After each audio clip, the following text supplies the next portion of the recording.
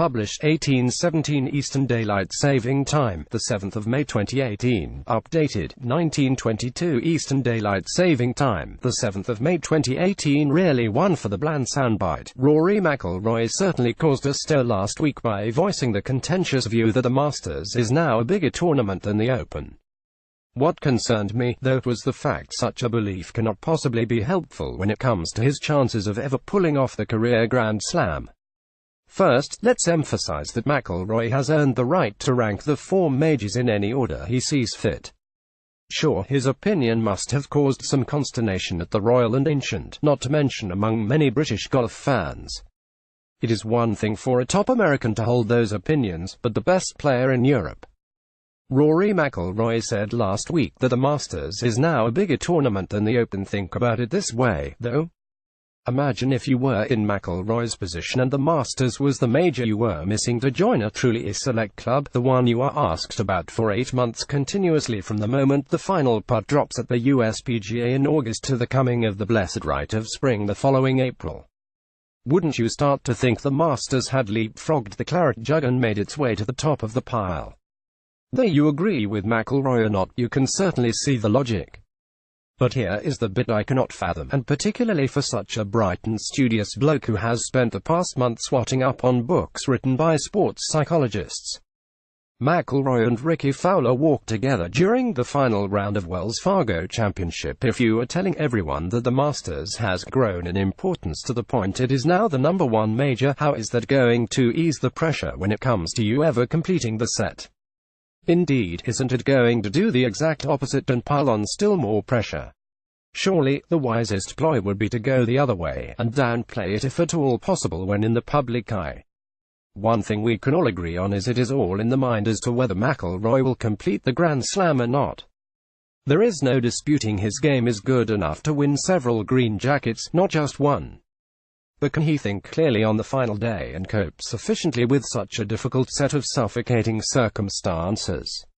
To that end, what happened on the final day this year did not inspire confidence, and neither does his elevating the status of the Masters. All too often on the PGA Tour they shy away from grouping the top players together, but not this week at the Players' Championship, which will feature every one of the world's top 50. The full draw will not be released until Tuesday, but, in a clever piece of marketing, the appetite has been whetted with the early announcement of 2-star groups that will certainly add spice to the first 2 days. Rory McIlroy will have Jordan Spieth and Justin Thomas for company, while Tiger Woods will play alongside Ricky Fowler and Phil Mickelson, his old adversary turned best buddy. McIlroy will have Jordan Spieth and Justin Thomas for company at the Players' Championship. He felt like I went 10 rounds out there fighting against myself.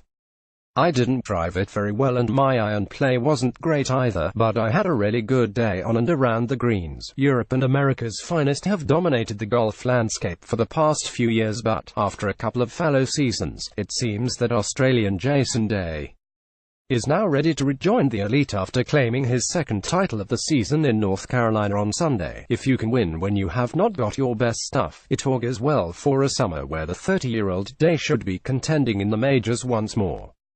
Of the last 17 to have been contested, Day is the only one to break the Euro-US stranglehold with his USPGA Championship victory in 2015. It seems Jason Day is now ready to rejoin the elite after claiming his 2nd title of the season. The next time you are berating yourself for not following a good performance in the medal with another one a week later, consider the example of American Bryce Garnett. 5 weeks ago, the 34-year-old from Missouri won on the PGA Tour for the first time. Just a week ago, he finished tied 4th alongside his partner Chesson Hadley at the Zurich Classic. On Sunday, in the final round of the Wells Fargo Championship, he shot 88, including a back 9 played in 47 shots that featured 3 sixes and was topped off by an 8 at the 18th. Second to last was the defending champion Brian Harman, who shot 81. There, that makes you feel a little better about your own modest efforts, doesn't it? When it comes to bringing someone down to earth, golf is brutal.